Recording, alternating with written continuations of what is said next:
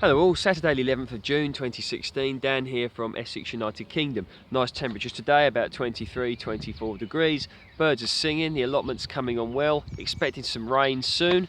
Rather sort of close, sticky and humid weather, which is good for the plants. So let's have a look what we've got here. Sweet corn. This really is coming on well. You can see just how many we have here. Very small at present, obviously, but they will grow large, 6 to 8 feet tall, all being well.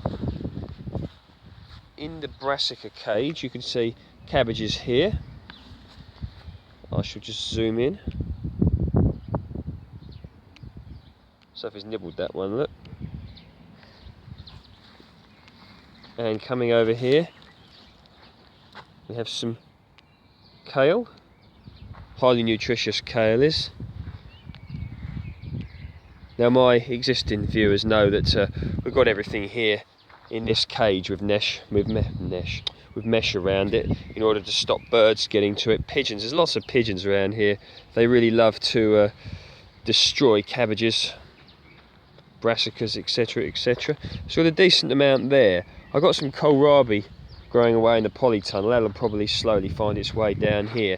You may remember that last year, right next to the brassica cage here, we had brassicas here last year and into this year, but you don't want to be putting brassicas in the same place year after year because you'll end up with club root, and you really don't want club root. Absolutely terrible stuff, and it's no good for your plants because your roots will get to a certain size and the plant can't get any bigger, you'll notice, because the root looks like a club. So look that one up, club root. Now this here is an example of what happens. It's been too busy, so I do apologise to all you broad bean runners. You've got to forgive me, I'm tired and I've got a cold. You broad bean lovers, these have started to fall over. You need to tie them up really, but so if we open these now, I'll just split one open.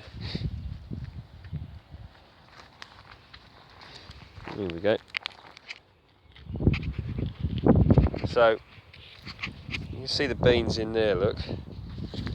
These beans are ready for eating, they're the right size. You wouldn't want to eat the pods now because they would be too tough. And there's a particularly big one just there, you could see. So probably going to pick some of these and have some broad beans for tea tonight. I like broad beans with you know, some potatoes with some mint and some nice rhubarb and custard for afters. You really can't be beating stuff like that, all grown locally. I mean, there is all this thing, right? I'm sorry, but I'm going to have to go into a bit of politics now. Yeah, with regards to trade with the EU, obviously nearly everybody in the UK knows, or hopefully knows anyway, that the EU referendum is coming up, and maybe other people, you know, in other parts of the world will be aware of this as well. But they're going on about how we trade food, you know, from the continent regarding the EU, and how it cuts down on trade tariffs. And in that case, it probably does. But at the same time, you can grow so much here in the UK.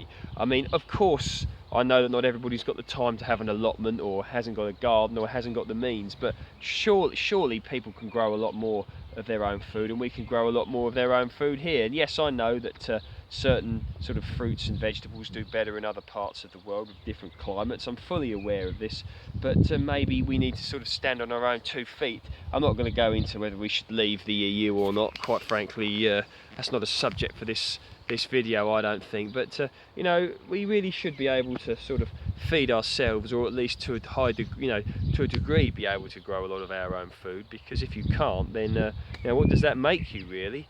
You know, for example, if you I know if you live in a flat or something like that in the middle of a city, then that's of course a different subject. But this is 130 square meters, and you can see, you know, the amount of food that can come from this. Cabbage, look, starting to heart up. Obviously, if you want things like mangoes, then you can't really grow them here in the UK unless you simulate their exact environment from the greenhouse, which should be very difficult. But look at this rhubarb. Don't eat the leaves, it's poisonous. God, I don't feel very well, I tell you, I've got a cold. Yeah, so look at these sticks, they're really nice. It's a sea of rhubarb, isn't it? Look at that, just go along here, pan the view, you know. Whoa.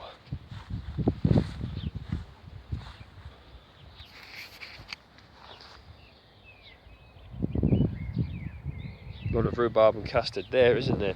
So let's have a look at what we've got here. More broad beans, looking excellent. Onions, got a bit of rust, no big deal though. They're going to be coming up soon. And we've got a bit more rhubarb over here. A few brassicas, look, from last year, still hanging on in there. God, dearie me! So did that one! Giganticus rhubarbicus. I made that one up. How is everyone out there anyway? How's everyone doing?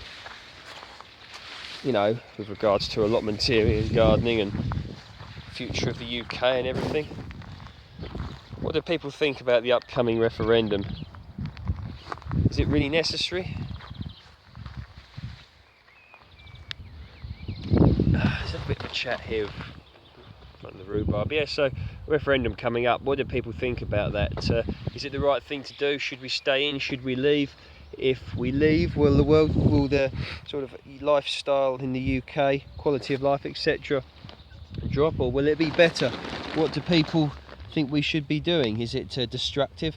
Could it lead to make a world war more likely? People say that the EU was created in order to have peace and stability in Europe, where of course World Wars 1 and 2 started.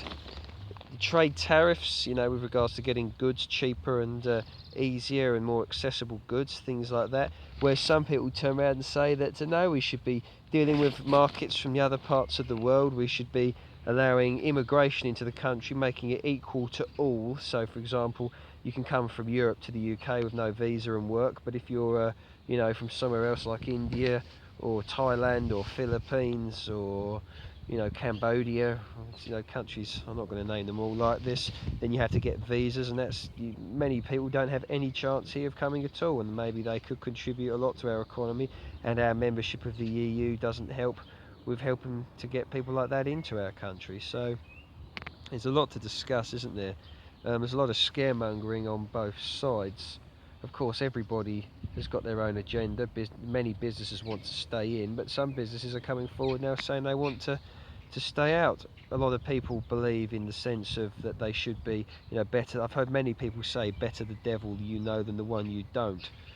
So of course they think, well, you know, we should stay with the EU, because if we leave the EU, then we could be making sort of deals with other parts of the world, and we could get our fingers burnt.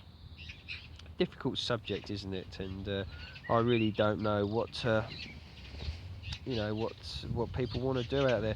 I've already decided what I'm going to do. I know what I'm going to be voting for or not, and I'm not going to be saying that sort of on air right now, but we might get into this subject another time. So anyway, bit of a discussion there in front of the broad beans.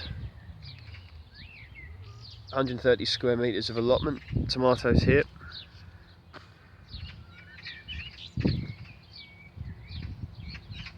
All is well at the allotment. Speak soon.